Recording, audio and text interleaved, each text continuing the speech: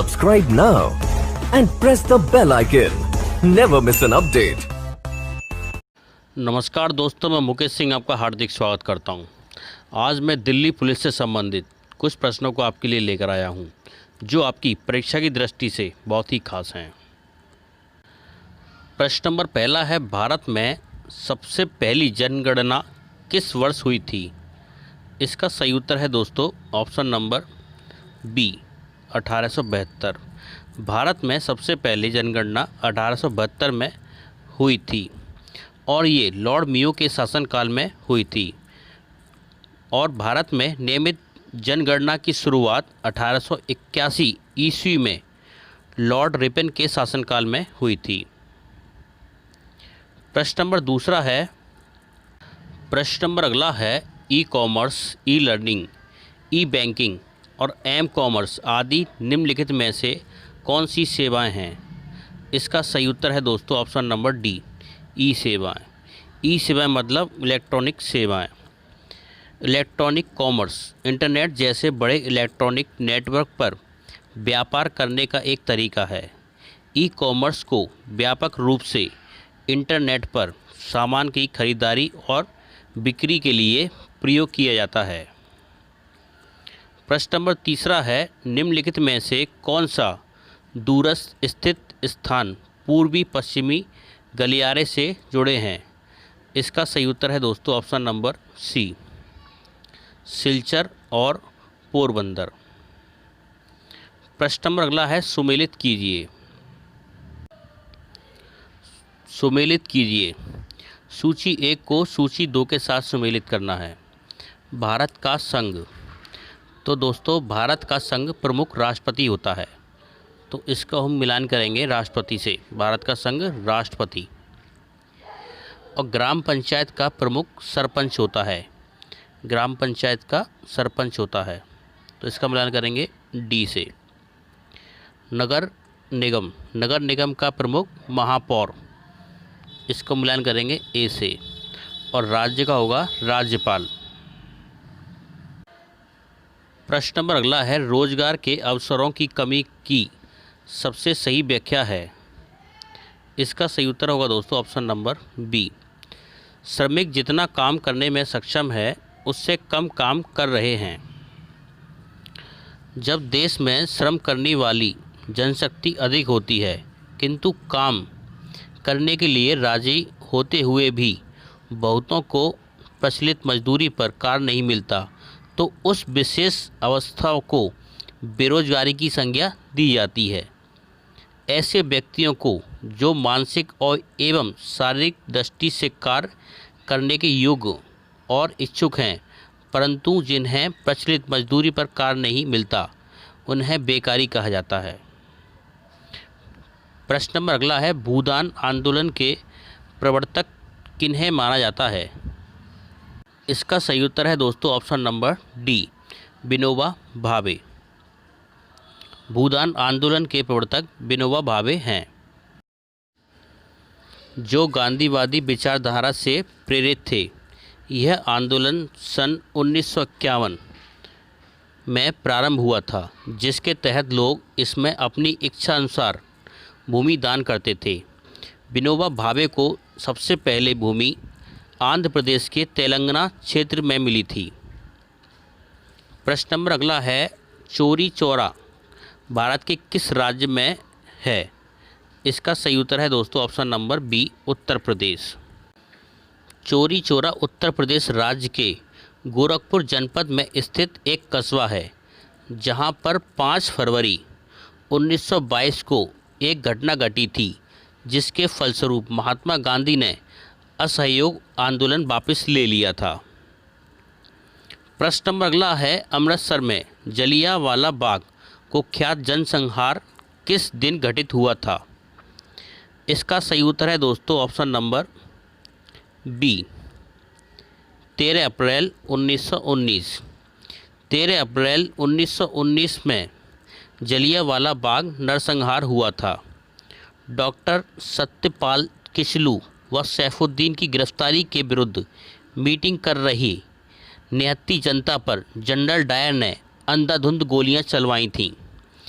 इससे प्रभावित होकर महात्मा गांधी ने अपनी कैसर-ए-हिंद तथा रविंद्रनाथ टैगोर ने अपनी नाइटहुड की उपाधि त्याग दी थी। प्रश्न नंबर अगला है, योग दर्शन के प्रवर्तक कौन थे? इसका सही उत्तर है दोस्तों ऑप्शन नंबर सी, महर्षि पतंजलि। योग दर्शन के प्रवर्तक महर्षि पतंजलि हैं। प्रश्न नंबर अगला है, जन्म दर से क्या अभिप्राय है? इसका सही उत्तर है दोस्तों ऑप्शन नंबर डी, किसी एक वर्ष में प्रति 1000 की जनसंख्या में जन्मे जीवित बच्चों की संख्या। प्रश्न नंबर अगला है, निम्नलिखित में कौन सा महासागर सबसे छोटा है? इसका सही उत्तर है दोस्तों ऑप्शन नंबर सी, आर्कटिक महासागर। आर्कटिक महासागर सबसे छोटा है। आर्कटिक महासागर का क्षेत्रफल 14.06 मिलियन किमी स्क्वायर है, और जबकि प्रशांत महासागर सबसे बड़ा है और प्रशांत महासागर का क्षेत्रफल 16.2 मिलियन किमी स्क्वायर है। प्रश्न नंबर अगला है, उपनयन समारोह से क्या तात्पर्य है? इसका सही उत्तर है दोस्तों ऑप्शन नंबर सी, बच्चे को पवित्र जनेऊ धारण कराया जाता है। उपनयन संस्कार को यज्ञोपवीत संस्कार के नाम से भी जाना जाता है। इसमें बच्चे को पवित्र जनेऊ धारण कराया जाता है। पहले इस संस्कार को शुद्धिकरण संस्कार के रूप में जानते थे, जिसके उपरांत शिष्य गुरु के साथ आश्रम में रहकर शिक्षा ग्रहण करते थे। इस संस्कार के उपरांत बालक को द्विज कहा जाता था। प्रश्न नंबर अगला है, सौर परिवार का सबसे बड़ा ग्रह है? इसका सही उत्तर है दोस्तों ऑप्शन नंबर सी, बृहस्पति। सौर परिवार का सबसे बड़ा ग्रह बृहस्पति है। इसका व्यास 1,42,984 किलोमीटर है। इसके परिभ्रमण काल अपने अक्ष पर 9.9 घंटे तथा परिक्रमण काल 11.9 वर्ष है। इसके कुल उपग्रहों की संख्या 67 है। इसका रंग पीला है।